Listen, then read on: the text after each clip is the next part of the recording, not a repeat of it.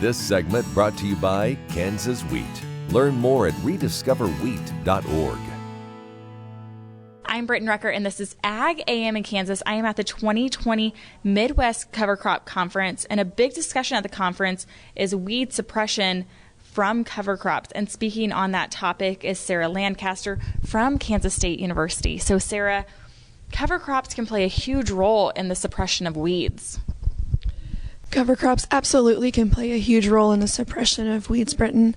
One of the things, from my perspective, that is very important in terms of cover crops and weed suppression is how cover crops can play a role in helping us to manage some herbicide-resistant weeds, particularly things like Palmer Amaranth, water hemp, kochia, which are some of the major weeds in the state and also have pretty widespread herbicide resistance across the state. So cover crops absolutely can be beneficial in terms of suppressing the growth of those types of weeds.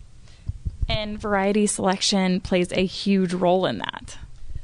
Absolutely. So probably more than variety selection, I would say would be species selection.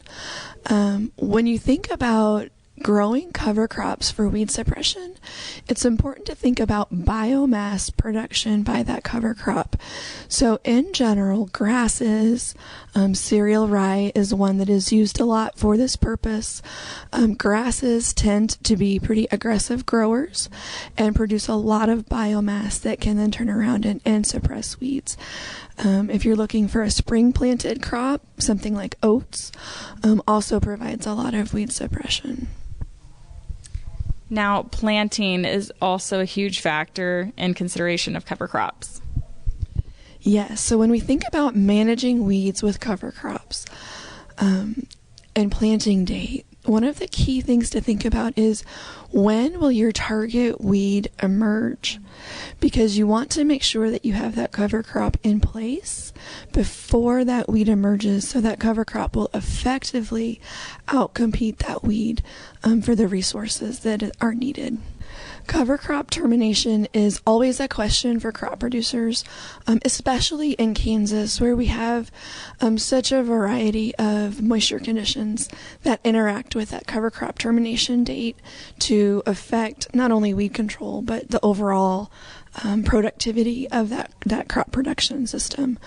When we think about managing cover crops for weed suppression, the general rule of thumb that comes out from the data is that the closer that you are to the time of planting your production crop, the better weed management or weed suppression you'll have from that cover crop. So you allow it time to accumulate more biomass. It's also actively competing with those weeds for a longer period of time.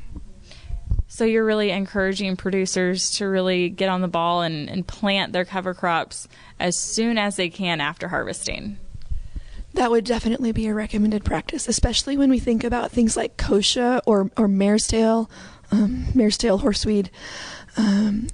Those crops tend to emerge in the fall, or very early in the spring.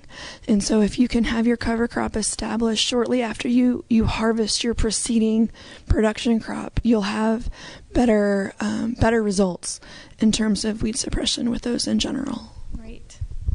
And there are some management factors in weeds and cover crops.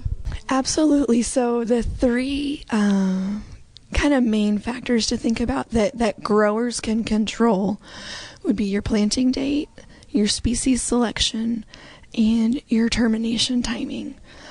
So again, planting date, you want to make sure that you have given those cover crops a chance to become established before your key weeds have a chance to become established. In terms of species selection, again, for weed suppression, it goes back to biomass.